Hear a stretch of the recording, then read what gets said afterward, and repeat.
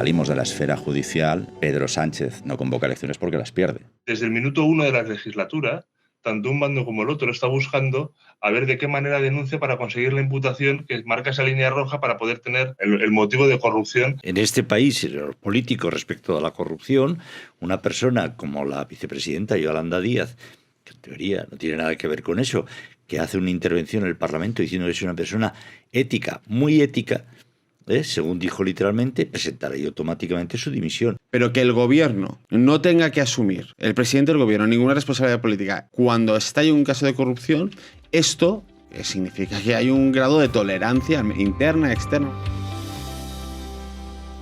Buenos días, buenas tardes o buenas noches. Gracias por acompañarnos. Esto es La Plaza. Esto es un nuevo episodio de La Plaza. Una plaza, como todos ustedes ya, o una mayoría de ustedes ya sabrán, está siempre abierta, dispuesta a recibir sus comentarios, sus propuestas, y nosotros pues a recogerlas y nosotros a destripar esa actualidad que se supone que día a día ustedes van conociendo. Nosotros, una vez a la semana más o menos, lo que hacemos es darle la vuelta, ponerla boca abajo, boca arriba, girarla un poquito para ver qué se nos ocurre que a ustedes y a nosotros nos pueda servir para entenderla un poco mejor lo que está ocurriendo.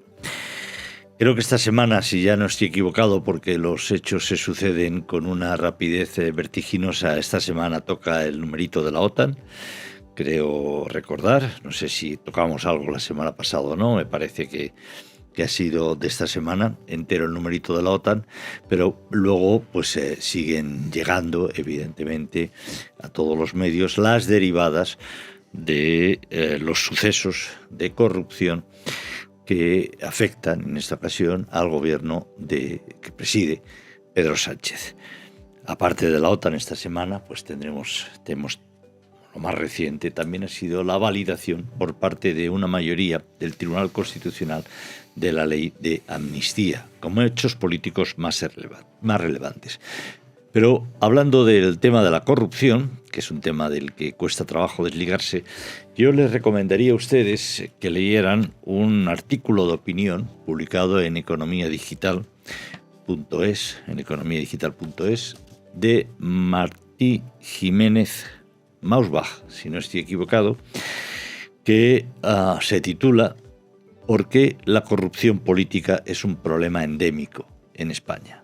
Si tenemos corrupción, ¿qué pasa? ¿Que somos los españoles más dados al trapicheo que otros países de nuestro entorno?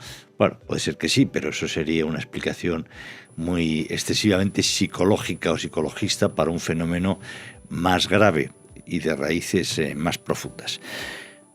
Martí Jiménez Mausbach, en Economía Digital, se hace eco de un informe presentado por el profesor Abreu, de nombre que no recuerdo, es un profesor en un informe que hizo para la Universidad de Barcelona, es profesor de Economía Aplicada, si no recuerdo mal, de la Universidad de Barcelona, y da este dato que a mí, por lo menos, me ha llamado poderosísimamente la atención. Entre 2000 y 2020, en momentos y además etapas muy diferentes, España registró 3.743 casos judiciales relacionados con la corrupción.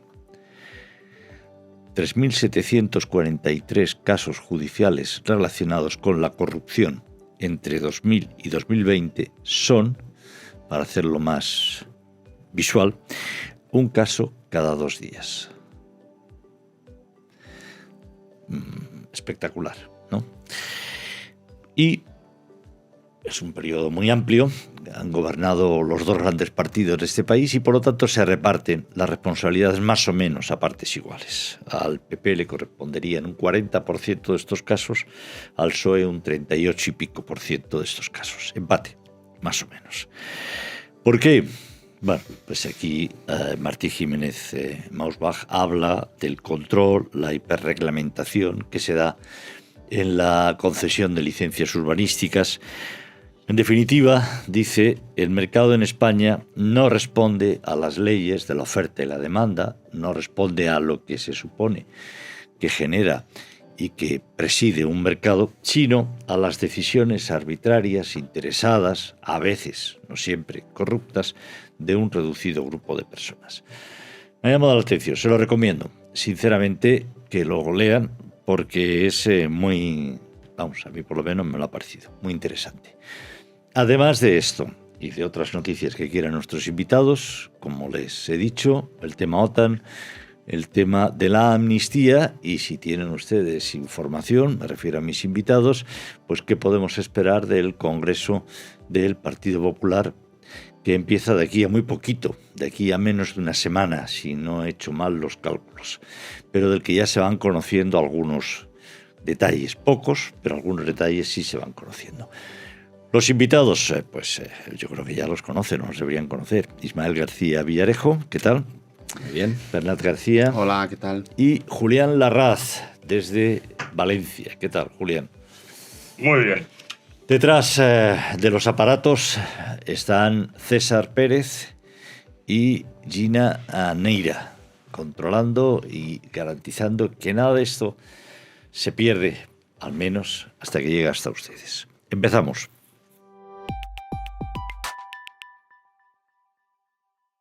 Pues vamos a empezar. Empezamos por los temas gordos de la actualidad. Empezamos por este análisis, este artículo de Martí Jiménez Mausbach en Economía Digital, que me ha parecido interesantísimo, me ha parecido muy, muy serio, porque tenemos que preguntarnos, después de la que está cayendo, por qué en España somos así y nos pasan las cosas que nos pasan. Si es que tenemos alguna torsión, algún defecto en el ADN o no, o es que realmente nuestras administraciones, nuestras normas, nuestros partidos políticos, pues tienen algún defecto de construcción, o alguna avería que se haya revelado con el tiempo. Ismael, que veo que te estás ya regodeando y preparando, enseñando los colmillos para meterle mano al tema. No, es que me hace gracia la conclusión de Martín. Es la solución de la corrupción política, sacar a los políticos del centro de decisión. A ver, es verdad que esto... Eso va a costar más. Bueno, es una medida, la verdad, se me antojaba eficiente, por eso me reía, digo, claro, tal. Sí, es interesante, lo leía mientras estabas en la intro, pero solo habla de corrupción urbanística. El primer caso de corrupción política, que es cierto, el grueso de la corrupción tiene echa raíces en las administraciones municipales. Y todo empezó por ahí, pero empezó por la contrata del servicio de basuras en Alicante. Ese es el primer caso de corrupción documentado en España, en un ayuntamiento, y no como corrupción urbanística, sino pues como corrupción de concesiones, a lo que jugaban un poquito también aquí el club de Ferraz, ¿no? Es decir, no solo entraban con grandes obras públicas, sino que incluso también alguna historia de servicios de contratas había por ahí. Pero al final las conclusiones de este artículo me parecen interesantes. Un mayor liberalismo económico, según su tesis, reduciría la corrupción porque acabaría expulsando a los políticos de las decisiones arbitrarias. Y esto me gustaría, o me pregunto, qué impacto tiene, por ejemplo, sobre la crisis inmobiliaria que estamos viendo, ¿no? en los precios, porque al final el problema de la vivienda en España está muy identificado. Nos faltan entre 600 y 700.000 viviendas sistemáticamente que no se pueden construir por varias razones, pero una de ellas es por la disposición de terrenos. Precisamente los cambios de nomenclatura, ¿no? de los terrenos, de urbanístico, de usos, no me quiero decir siendo exactamente, pues es uno de los principales problemas que tiene España, y eso depende efectivamente de que los políticos decidan o no decidan, y según los datos que hemos visto de este estudio de la Universidad de Barcelona, literalmente de si pillan o no pillan. Por alusiones, aunque sean muy, muy lejanas, por lo que ha dicho Ismael de Alicante, Julián Larraz. Sí, desde luego el tema de la recalificación del suelo y la generación de suelo para adecuarse a la demanda tiene también otro problema endémico, y es los largos periodos de maduración que tienen. Es decir, la tesis que se defiende en el artículo es que la ley de oferta y demanda debería regular las necesidades de dónde se construyen los pisos, y esta situación choca con las décadas que cuesta la revisión de cada uno de los planes generales de ordenación urbana que tienen los municipios. Estamos hablando ahora, por ejemplo, en el caso de Benidorm, en la zona de Serra y Helada, de una indemnización de 330 millones de euros que puede asumir a tener que asumir el Ayuntamiento de Benidorm, y estamos hablando de una situación de hace más de 20 años. Es decir, el problema añadido que le dificulta a la generación de suelo es la enorme burocracia que lleva cada uno de estos pasos, también posiblemente para evitar que haya efectos perversos de corrupción en su diseño, pero desde luego provoca un ecosistema, una forma de gestionar el suelo que lleva a enormes problemas. En el caso de Valencia, por ejemplo, ya se sabía durante la época de Joan Ribó de la necesidad de generar más suelo. Llevamos 2 años de alcaldesa de María José Catalá y no se ha planteado una reclasificación para atender a esa demanda creciente de viviendas que hace falta. Se adecúan muy difícilmente las necesidades a las ofertas de suelo que se generan. Bernat.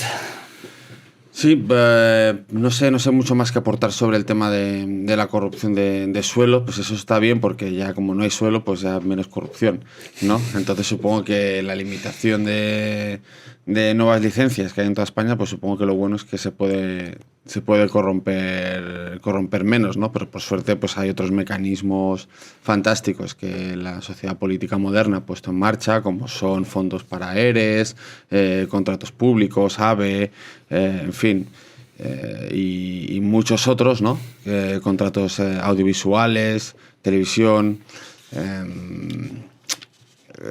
que por suerte pues están supliendo bien, ¿no? Lo que es el problema del suelo, al menos para aquellos que son corruptos y corruptores, ¿no? Entonces, bueno, es dentro del segmento de la corrupción, pues hay una diversificación pues que es de para aplaudir, ¿no? Bueno, pues esto era un poco bromas aparte, ¿no? Lo que pues hay una situación de corruptela que yo creo que es bueno, y sobre todo el extremo que a mí me preocupa más, que siendo corrupción la misma que nos viene azotando desde hace tantos años, ahora tiene un nivel de tolerancia muy, muy grande, ¿no? Es decir, es que estamos viendo un caso de corrupción en directo donde la Guardia Civil ha cogido con las manos en la masa a una señora que es Ana Pardo de Vera, que era presidenta de Adif. La UCO ha registrado su casa, ha registrado o ha entrado en la casa de Cerdán, de Ábalos, una trama de corrupción pública desde el gobierno, desde las empresas públicas, el ministerio y el partido, y es gente que está en casa y yendo a programas de televisión si quieren, ¿no? Y para mí eso me choca que haya esta tolerancia, y yo creo que es motivo que es una consecuencia de la situación en la que estamos, que es que, bueno, que yo nunca había visto este nivel de tolerancia con una trama corrupta como la que estamos viviendo, que permiten que esta gente sigan de diputados, sigan siendo defendidos en televisión, o que no se hable de ellos, ¿no? Entonces, y esto yo creo que es naturalmente pues que está siendo porque el presidente del gobierno no está asumiendo responsabilidades políticas, porque no puede asumir que cualquier responsabilidad política pasa por poner su puesto de trabajo en remojo, y como no quiere hacerlo, pues se siente obligado a lanzarse contra aquellos que le critican por ello, ¿no? Y entonces, por eso, la trama de corrupción siguen en sus casas y siguen siendo incluso defendidos o ignorados en ciertos medios de comunicación, lo que, lejos de desincentivar o disuadir a futuros políticos de corromperse, pues lo que está haciendo es incentivarlos, ¿no? Esta gente, este gobierno que venía a parar la corrupción, que venía en pro de la transparencia, mejorar la calidad institucional, lo que está haciendo es todo lo contrario, porque se ve que se puede hacer una utilización espuria de la ley, como estamos viendo con la ley de amnistía, se puede hacer una utilización espuria de las instituciones, como es el Tribunal Constitucional, se puede hacer una utilización espuria de Radio y Televisión Española, llenándole de ofertas informativas que solo tienen como misión defenderte a ti y atacar a los demás, se puede hacer una utilización espuria del CIS, del Banco de España, etcétera, etcétera, y eso no tiene ninguna penalización a nivel. Esa gente es capaz de hacer todo eso sin dar ninguna justificación. ¿Qué hace eso? Pues alentar futuros corruptos y corruptores. Yo discrepo bastante. Primero, es demasiado temprano para entender si hay o no hay desincentivos por utilizar tu mismo argot. Es pronto. La justicia apenas ha empezado a trabajar. La UCO está ahora moviéndose a raíz de la información que encontró de Santos Cerdán. Está trabajando ahí. Es decir, todavía no se han resuelto, todavía no entendemos porque no se han resuelto cuál es el castigo, pues, por ejemplo, para la trama Gürtel. Y hombre, si nos salimos de la esfera judicial, es decir, creo que es pronto para saber si hay o no hay castigo porque los jueces están trabajando y antes de los jueces está trabajando los cuerpos de seguridad del Estado, o sea, los investigadores, pero si nos salimos de esa esfera, a ver, Pedro Sánchez no convoca elecciones porque las pierde. Pedro, cogiéndote el hilo, ¿no?, del Tribunal Constitucional de esta semana, habría quien defendía que Pedro Sánchez podría haber convocado un referéndum sobre la amnistía. Ni lo convocó ni lo convocará porque lo va a perder. Entonces, sí que es verdad que la sociedad española es permisiva con la corrupción, no es nuevo, pero no creo que sea más permisiva que hace 20 años, o 30 años, o 30 y pico, cuando detectamos ese primer caso documentado de corrupción en Alicante, ¿no?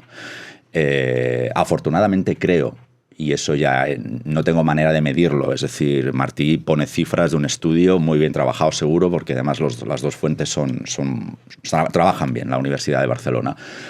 Pero por tanto, solo hablo ahora de sensaciones personales y de lo que puedo pulsar, pues, por ejemplo, en redes sociales o en mi entorno. El rechazo social a la corrupción es alto. Es alto, es muy alto. Yo noto cada vez más cansancio. Otra cosa es que luego eso si se plasma o no se plasma. Pero ojo, que si leemos bien, sí se plasma en la desafección política. Y en los índices cada vez más costosos de participación en las elecciones. Por ejemplo, en algunas. ¿Verdad, Julián? ¿No? Bueno, no, sí, lo entiendo perfectamente, pero la gente, pues naturalmente, hombre, las penas de cárcel, bueno, ya no son las mismas penas de cárcel, es decir, se ha rebajado las penas de cárcel para algunos delitos como la malversación, como la sedición, etcétera, etcétera. Es decir, ya legalmente sobre el papel hay muchas penas. Pero ese es el mayor acto de corrupción del señor que puso a los corruptos a hacer esto. Bueno, pero que yo no, joder, que la gente, pues ahí están y está el gobierno y ahí siguen, ¿no? Y a pesar de haber rebajado todas estas penas, a pesar de eso, pues esta gente, pues si se demuestra que hizo lo que parece que hizo, pues irá a la cárcel o no lo sé. Lo que pasa es que es todo, o sea, a mí lo que me preocupa es la responsabilidad política de eso. Es decir, pues la señora Pardo de Vera, el señor Koldo y el señor Ábalos, pues inexorablemente irán a la cárcel si se demuestra lo que apuntan los audios. Está bien.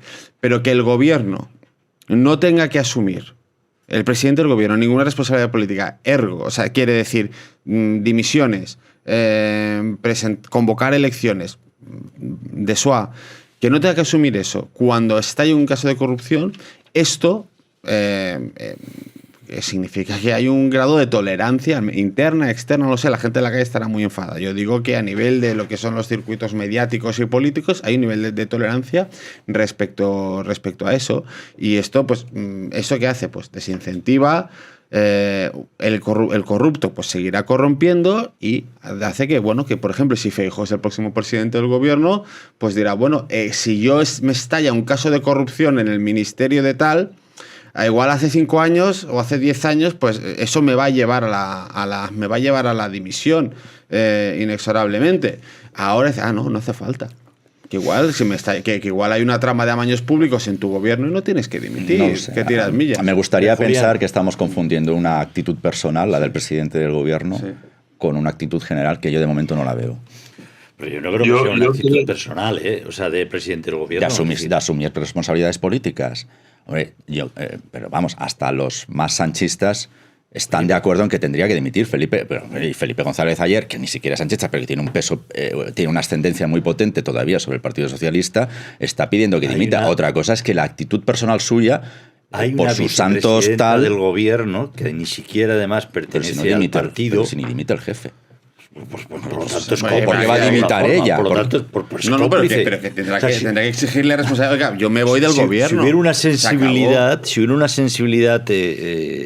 en este país, en los políticos respecto a la corrupción, una persona como la vicepresidenta Yolanda Díaz, que en teoría no tiene nada que ver con eso, que hace una intervención en el Parlamento diciendo que es una persona ética, muy ética, según dijo literalmente, presentará automáticamente su dimisión. Este gobierno ha tenido ministros que, según sabemos, han cometido actos deshonestos contra el Estado. Yo no puedo participar. O sea, si usted no dimite, yo, como vicepresidenta de una formación que se declara muy ética, no podemos seguir participando en esto y presente usted su dimisión o yo me voy del gobierno. Si hubiera esa sensibilidad, ¿pero qué pasa?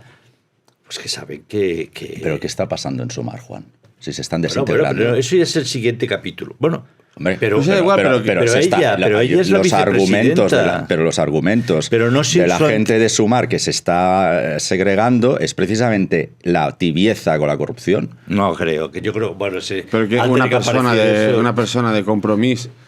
Una persona de Compromís. Bueno, Esto es, o sea, el escándalo tan gordo debería hacer que se disolviera todo. ¿Cómo puede ser que partidos como el PNV... Sí, totalmente de acuerdo. Una reacción de decir, mira, yo no puedo seguir apoyando, señor. Y públicamente digo, yo no voy a tomar parte de un gobierno que ha estado amañando cientos de millones de contratos en obras públicas, en mascarillas, en COVID. Es que no nos acordamos ya de las mascarillas. Lo siento, hasta aquí con este gobierno. Porque el propio gobierno ha dicho, hay indicios sólidos de todo esto, hay grabaciones. Julián.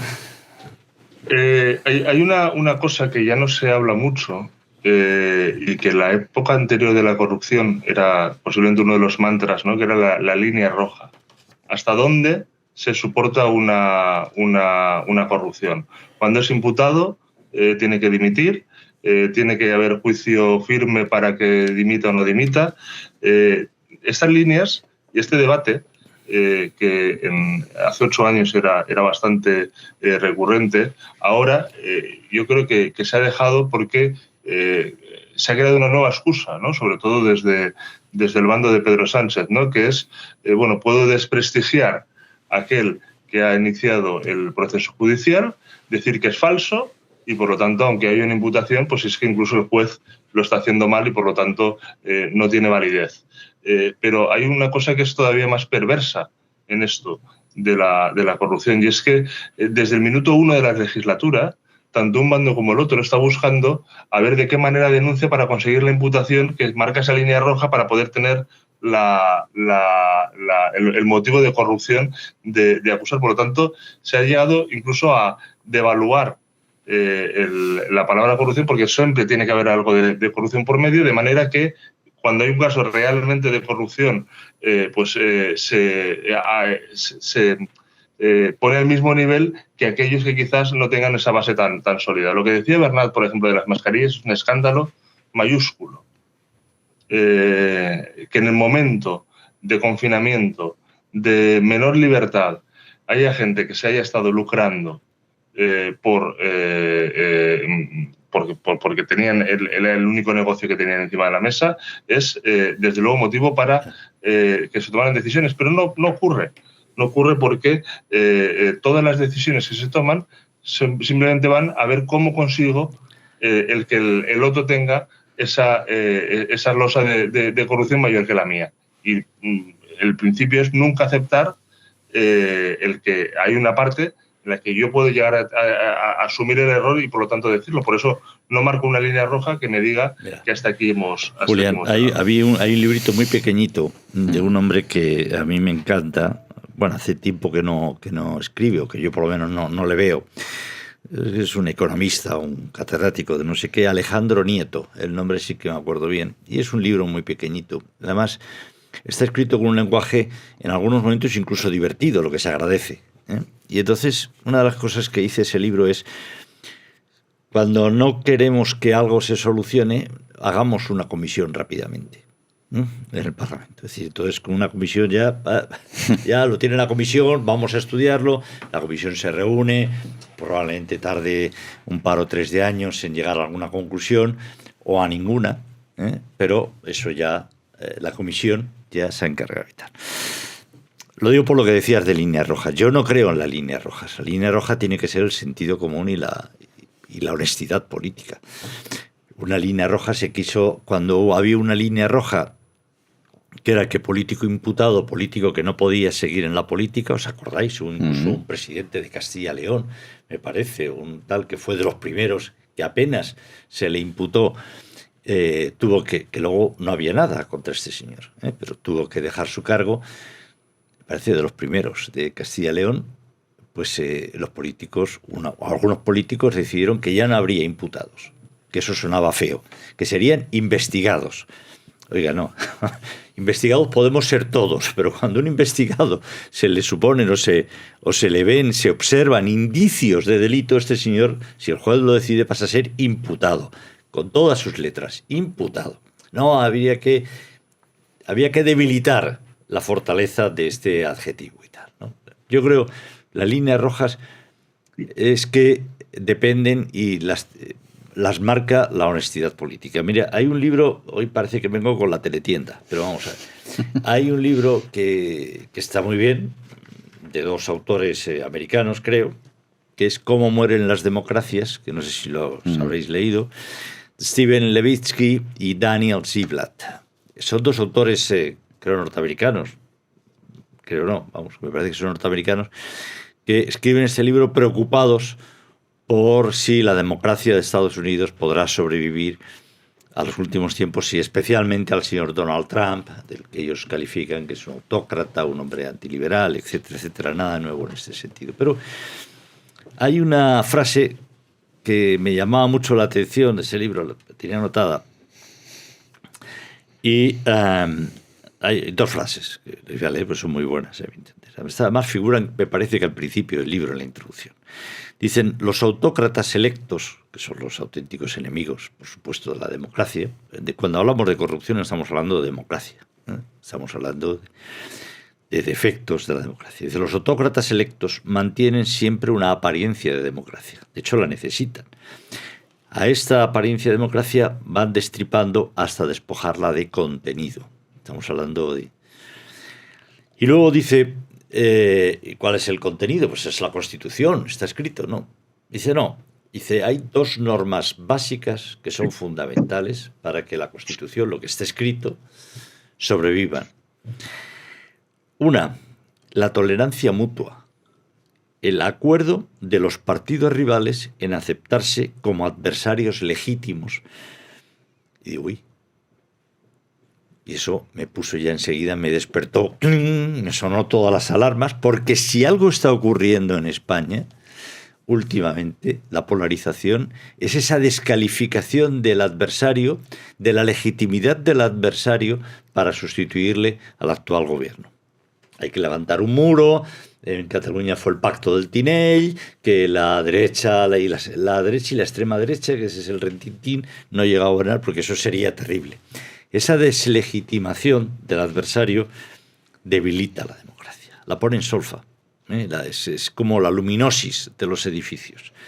La otra es la contención a la hora por parte de los gobernantes en desplegar sus prerrogativas institucionales. Son dos normas. Fíjate que dos normas tan abstractas, pero tan certeras si las aplicamos además al caso de España.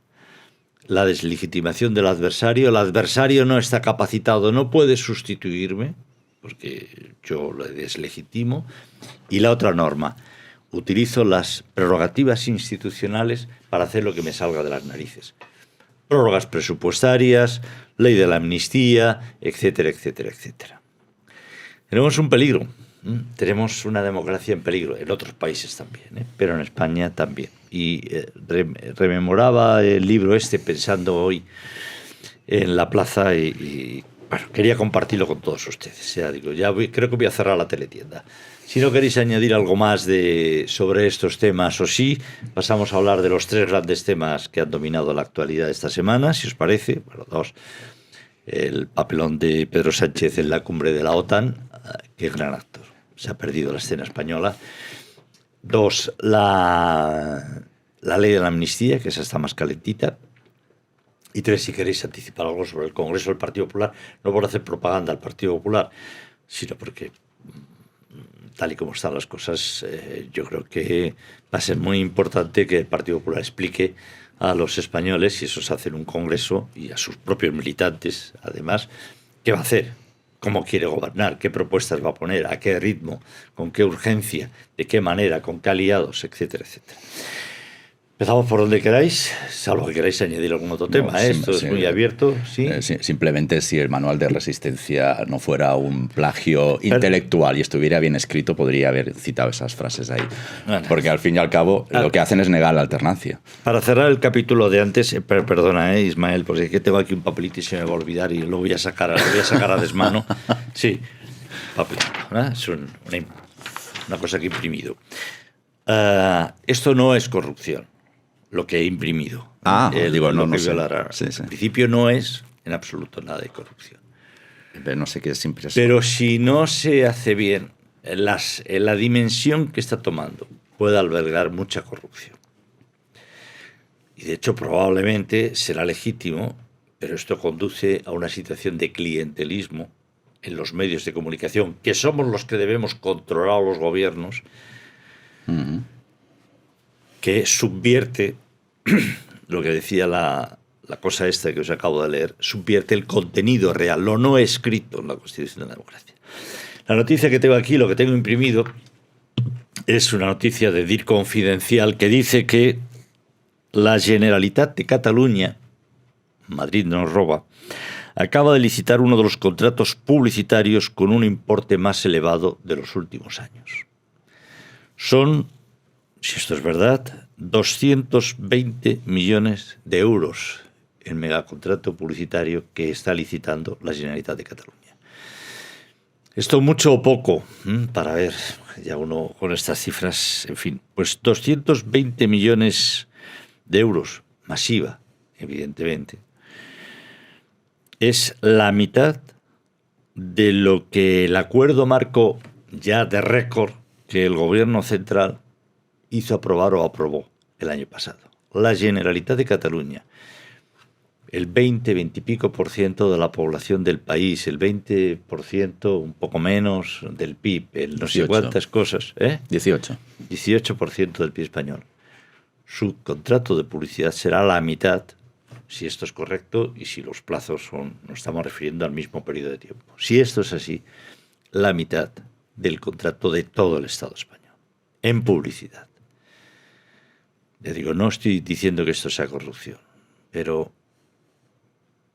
no me parece... En fin, bueno, habrá que ver la lista de... Con los 3 temas. De agraciados, ¿no? Vale, si tú quieres. No, a lo que debo añadir simplemente, y además sin presupuestos. Efectivamente. Porque Salvador Illa también está sin presupuestos. Como el gobierno central. Pero bueno, en fin, si tú puedes decir si vas a destinar 5% a la OTAN, o el 2, o el 2,1, o el 1,3 sin presupuestos, es decir, haciendo lo que te da la gana con los ingresos del país, ¿por qué no? Perdona, venga. Ismael, ¿qué te he cortado? ¿Por dónde ibas de los 3 temas? No, ¿por dónde ibas realmente, a ver, los 3 temas, no, solo había metido una cola sobre lo que habías comentado de este libro. No, pero pues los que estoy planteando es el tema del papel de España en la OTAN, 1, 2, la ley de amnistía aprobada por una parte de... Y el Congreso del Partido Popular. Del Tribunal Constitucional y el Congreso del Partido Popular. Pues por orden cronológico, que ya sabes que me gusta, no sé, podemos resumir, ¿no? O podemos analizar el resultado de la cumbre de la OTAN.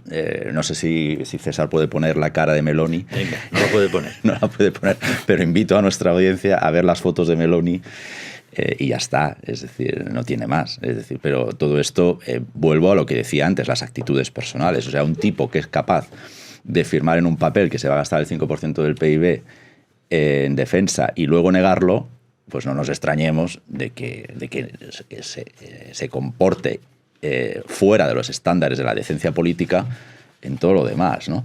Lo del Tribunal Constitucional... un tema, hablamos sobre esto de la OTAN perdonad. y luego pasamos. Es que si no lo mezclaremos todo... Es que en el fondo está todo Bueno, cruzado. Sí, todo converge en el mismo sitio. En Ferraz, la Moncloa. Venga, Julián. A ratos. La decisión de la OTAN es relevante, pero no nos engañemos de quiénes son los actores de la OTAN. Los actores de la OTAN son los mismos que dentro de 2 semanas van a decidir los aranceles. La negociación entre los aranceles es entre Estados Unidos y Europa, y la OTAN es Estados Unidos y Europa. Por lo tanto, una cosa yo creo que está íntimamente ligada a la otra. El pacto de la OTAN es la previa de lo que pueda ocurrir o no con los aranceles, que creo que tiene también una repercusión especialmente potente a nivel económico. Lo que ha hecho Pedro Sánchez es únicamente utilizar en clave interna, intentar vivir una semana más cuando iba a declarar Koldo y Ábalos el lunes, y por eso hizo la comparecencia el domingo por la tarde. Nos pone en riesgo de decisiones unilaterales de Trump contra España y hablando desde Valencia y con una fábrica que es uno de los emblemas de la cultura americana, que es Ford, pues hay motivos para temblar, porque sí ya es preocupante la situación actual, esta situación de que Trump pueda tomar medidas específicas contra España es especialmente preocupante. Y luego hay otro factor que es muy relevante, y es que al final gastar un 5% del PIB en armamento y en cuestiones militares implica desarrollar una industria en la cual podemos ser los que la desarrollan o podemos ser la que beneficia la que se desarrolla en otros países. La posición en la OTAN no ayuda a que ese gasto en el PIB se convierta también en generación industrial y en producción industrial dentro del país. Por lo tanto, parece que estamos desaprovechando una opción muy relevante y de muchas decenas de miles de millones simplemente para que Pedro Sánchez aguante una semana más. Es que no hay mucho más objetivo en esas declaraciones absolutamente fuera de lugar, y en la que le trae sin cuidado enfrentarse a Estados Unidos, y la única esperanza es que realmente entiendan el papel del personaje y por lo tanto no lo tengan en cuenta. ¿Verdad? Sí, bueno, sí, yo no sé dónde nos lleva tampoco todo esto, ¿no? Más allá de contribuir a ensuciar el clima político, y porque ha firmado el documento de la alianza está firmado por España, y creo que se compromete al mismo incremento de gasto que el resto de países de la alianza, y los demás, pues lo que decías tú, Meloni, pues está diciendo, bueno, pues todos hemos firmado dentro de la cumbre, nadie ha criticado los objetivos, es decir, que se han hecho aspavientos como si fuera un niño pequeño separándose, pues ahora me voy y tal, pero no ha creado ningún debate interno dentro de la cumbre, ha salido firmando por unanimidad este documento, y bueno, pues luego pues una patada para adelante para dentro de 2 años. O sea, realmente este circo que se ha montado, pues solo le beneficia, pues lo que estáis diciendo, ¿no? Para intentar cambiar el tema de discusión en España, pero que tal como está planteado, en una semana está agotado. Es decir, ya pues, seguimos hablando de la OTAN, pero la semana que viene ya nadie hablará de la OTAN, porque hasta dentro de 3 años creo que no se vuelve a revisitar el acuerdo, ¿no? Y más allá de que haya supervisión, ¿dónde estará Sánchez dentro de 3 años? Lo que está claro y no sé, o sea... me preocupa también para nosotros, ¿no? Que es ¿qué pretende Sánchez en un escenario internacional? Es decir, Sánchez es una persona que quería ser presidente de la OTAN, quería cargos en el FMI, quería en la ONU. O sea, con esta enemistad tan brutal que se está generando, porque yo no sé si Trump nos va a castigar a los españoles, pero este hombre Sánchez está crucificado para Occidente, ¿no? Hay o sea, que a los alemanes y a los países socialdemócratas y tal, que están viendo que están pegados de la alianza socialista, que están al lado de Rusia, cuando tienen a Sánchez que se está negando a a poner ese dinero, ¿cómo le deja él en un escenario? ¿Quién le va a apoyar, no? Entonces le deja arrinconado para, ¿no?, buscarse el futuro después del gobierno pues eso, en Venezuela. Sí, en Venezuela, pues en el Caribe o en un país asiático lejano, ¿no? O sea, realmente, y esto es como, bueno, es preocupante. No, a efectos prácticos, simplemente lo único que va a pasar aquí es que eso sí lo ha logrado es Sánchez, es diferir el compromiso. Hasta dentro de 3 años, presumiblemente, no, si la cosa demoscópica nos altera demasiado respecto al frame que tenemos hoy, gobernaría con los datos que tenemos sobre la mesa Feijóo. Lo que le ha hecho es pasarle la patata caliente a Feijóo, porque él sí que va a tener que pensar cómo financiar todos los deberes que no se hagan en estos 3 años.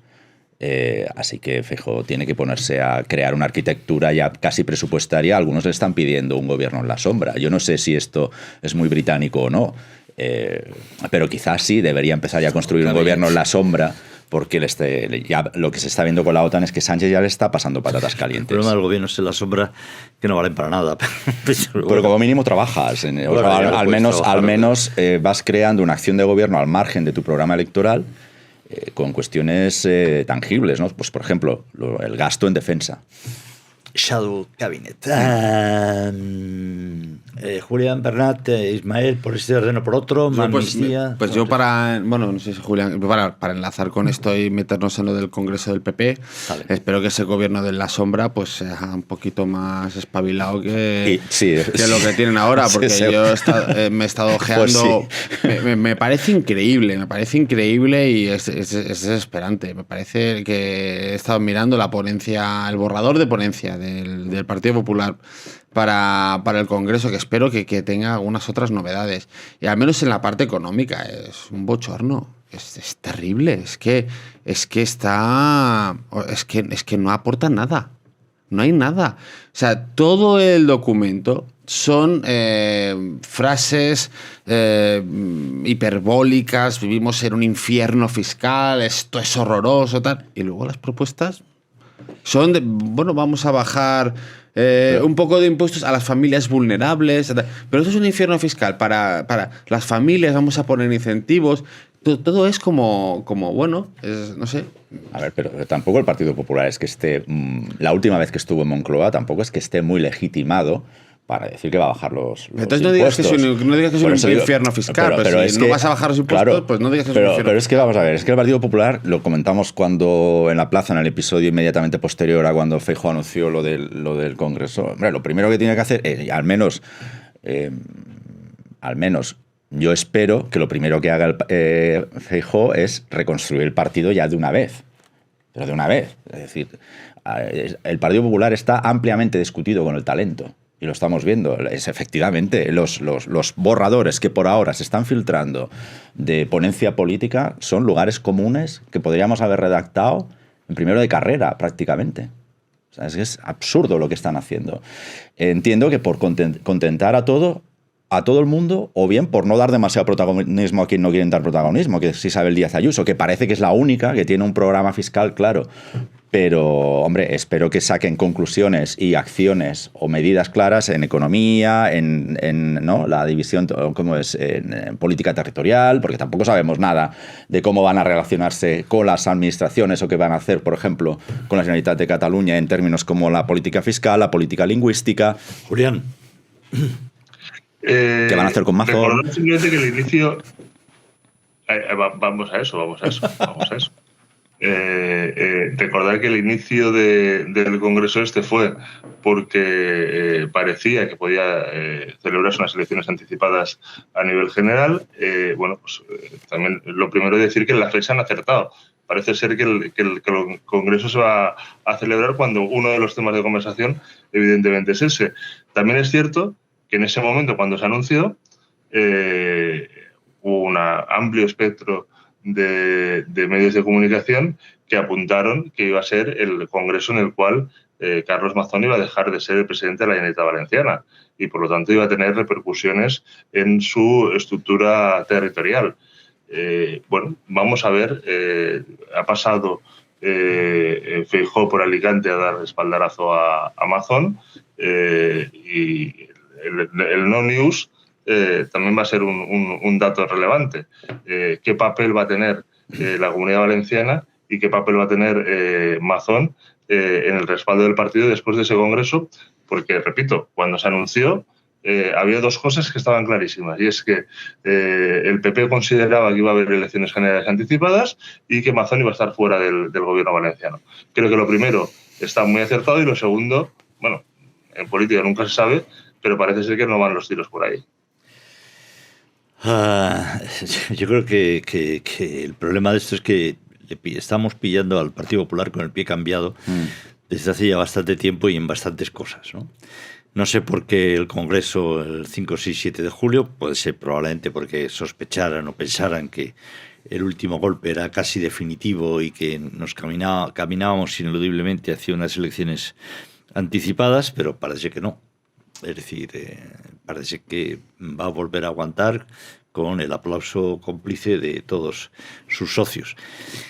Recordar una cosa, Juan, perdona, solo recordar una cosa. El 9 de julio, que es el día en teoría que se hacen se conocen los aranceles, también es la última fecha, realmente el 10 de julio, para anunciar las elecciones generales para que se celebraran el primer fin de semana de septiembre. Es decir, hasta ahora, si mañana se presentan las elecciones generales, tendrían que ser en agosto. A partir del 10 de julio ya toca por los 54 días el primer fin de semana de septiembre. Porque es un dato. Pero sí, no, pero le va a pasar o le puede pasar lo mismo que hace las últimas elecciones generales, que es que se encuentre que hay unas elecciones dentro de muy poco y que el único argumento de Rajoy, de Feijóo, perdón, sea hay que derogar el sanchismo, hay que quitar a Sánchez de delante. Es un argumento muy válido y muy legítimo, pero está claro que las últimas elecciones te demuestran que no puede ser el único argumento. De Feijóo desconocemos todavía cuál es su plan revolucionario para España. Es decir, estamos diciendo que la economía, ellos dicen que hay un infierno fiscal, Dixit en la ponencia, un infierno fiscal. Que la economía tiene muchas debilidades, que hay restricción, que los empresarios tal, que los autónomos tal, que las familias no pueden tener hijos, que la vivienda es un problema. Y ante eso no hay medidas de calado que se estén transmitiendo y que hagan que todos estemos hablando de ello, ¿no? Entonces, eso, o sea, así es difícil que en un caso de unas elecciones anticipadas, de lo que se hable vaya a ser más de Sánchez o de Vox.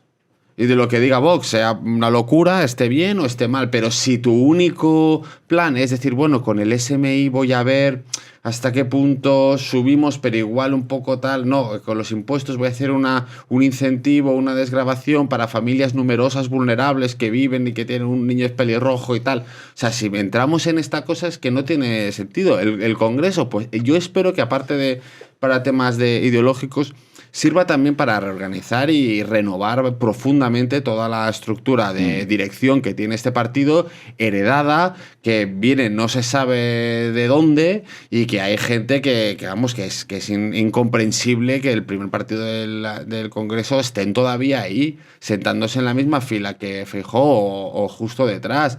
Es decir, tienes que tener una revolución potente, y ese gobierno en la sombra, pues tienes que empezar a decir a la gente, oye, o te vienes ahora o yo en 2 años no te llamo, claro. O tal, porque claro, bueno, me quedo aquí con los alevines y ya si gobierno, pues voy a traer a gente que es impresionante. Voy a traer a gente que son premios Nobel, investigadores y tal, pero ahora no, tengo que estar con los alevines. Pues así no lo vas a hacer. Es que el gobierno de la sombra sí tiene una utilidad. Decías antes que no acabas. Yo al menos sí la veo. O sea, el gobierno de la sombra de hoy en día, a mí lo que me está enseñando, a Starmer, lo que me está enseñando es cuál es la alternativa sobre los hechos diarios a Starmer. Y al revés.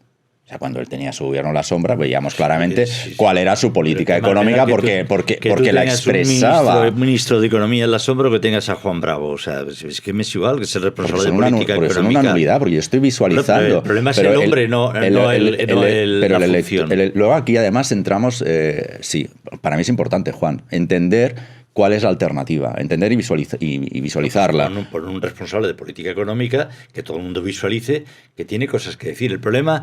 Pues es un gobierno en la sombra. Bueno, pues igual, llámale como quieras. El gobierno en la sombra o gobierno bajo los focos. O sea, llámale como quieras, eso me es igual. Lo importante no es el nombre de las cosas, creo. El problema es que yo tengo la sensación de que el Partido Popular, que es un partido muy conservador, no se atreve, Feijóo, y no sabe además qué país se va a encontrar. Entonces, ¿qué va a decir? ¿Que va a bajar todos los impuestos? Pues sí, que a lo mejor lo primero que tiene que hacer es subir impuestos, porque se va a encontrar con una deuda, con Entonces, unos ¿qué está haciendo la compromisos oposición? en defensa. Bueno, es que yo creo que Rajoy podía decir misa cuando llega al gobierno y se encuentra con una prima de riesgo en el 680%, pues hace lo que le dice Bruselas, que tiene que hacer. Y Bruselas a lo mejor le dice, oye, no toques ni un impuesto porque me tienes que reducir el déficit a este nivel o lo que sea. Es decir, yo creo que hay una situación tan voluble que es difícil, pero no le disculpo. No lo disculpo, yo creo que había otros dirigentes en ese sentido, habría otros dirigentes del Partido Popular que serían más valientes, no sé con qué resultado electoral. Por ejemplo, tú puedes decir con más rotundidad, quizá, decir, oiga, yo me comprometo ante las familias españolas que su tasa fiscal bajará y el dinero que nos va a hacer falta previsiblemente lo voy a sacar del adelgazamiento del Estado. Eso ya es una iniciativa. Porque tenemos un Estado, lo acabo de leer, que se permite el lujo de gastarse en no sé qué periodo de tiempo 700 millones de euros en publicidad, solo del acuerdo marco del Estado y de la Generalitat. Luego hace falta ver los ayuntamientos, especialmente los grandes, que permite el lujo de que en Barcelona haya delegaciones de no sé cuántos entes autonómicos, en Sevilla delegaciones de no sé cuántos entes autonómicos, y todos tienen delegaciones por todas partes. Entonces yo he hecho en falta eso. Ahora, no lo sé por qué no lo hace, no lo sé si es que no se atreve, no lo sé si es que no forma parte de su voluntad, de su programa de gobierno. Yo creo que algunos dirigentes sí que lo harían, ¿no? ¿Cómo lo voy a hacer? De todas maneras, es una muestra más del vaciado ideológico en general de todos los partidos políticos, porque el último congreso del PSOE, yo, bueno, no sé si alguien tiene las ponencias políticas que se debatieron, pues me las pases, como decías tú, me las pases en vídeo, que yo no las vi. Pero... Sí, pero has sido tú, por ejemplo, ahora más concreto que el Partido Popular en 3 años. ¿Algún comentario sobre la aprobación de la ley de amnistía? Pues nada, más corrupción, volvemos al inicio. Pues sobre todo más corrupción, sobre todo más debilitamiento. Una ley que se aprueba con 6-4 no debería haberse nunca aprobado así. O sea, tenemos un problema. O sea, tú no puedes... El Tribunal Constitucional, que es el que interpreta lo que nos une a todos los españoles, resulta que actúa dividido en base si eres de izquierdas o eres de derechas.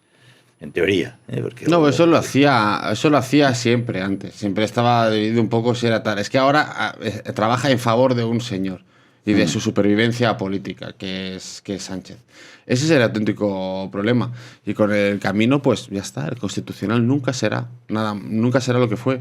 Ha perdido ya toda credibilidad. De nuevo, es un elemento para que este año, el siguiente, dentro de 3, cualquier gobierno pueda pasarse por el forro lo que dice el Tribunal Constitucional, porque les dará absolutamente igual, porque el Constitucional ayer dijo una cosa que es que básicamente el fin justifica los medios. Y no es el fin político de mantener a Sánchez en el gobierno. Y cuando el fin justifica los medios, pues eso hace que cualquier presidente del gobierno pueda decir, poner el Constitucional a su favor o pasarse y decir que, porque claro, a partir de ahora el señor Conde Pumpido no está legitimado para dar ninguna expresión jurídica. Se acabó. Gracias, Ismael García Villarejo. No, porque llevamos 51 minutos y le he prometido a Julián Larraz que 40 minutos. Los podcasts cumplen esta semana 20 años. Felicidades a todos. Gracias, Fernández García Girona. ¿Quedan mascarillas por ahí? Gracias a Julián Larraz y gracias, por supuesto, a todos ustedes. Hasta el próximo episodio de La Plaza. Hasta luego.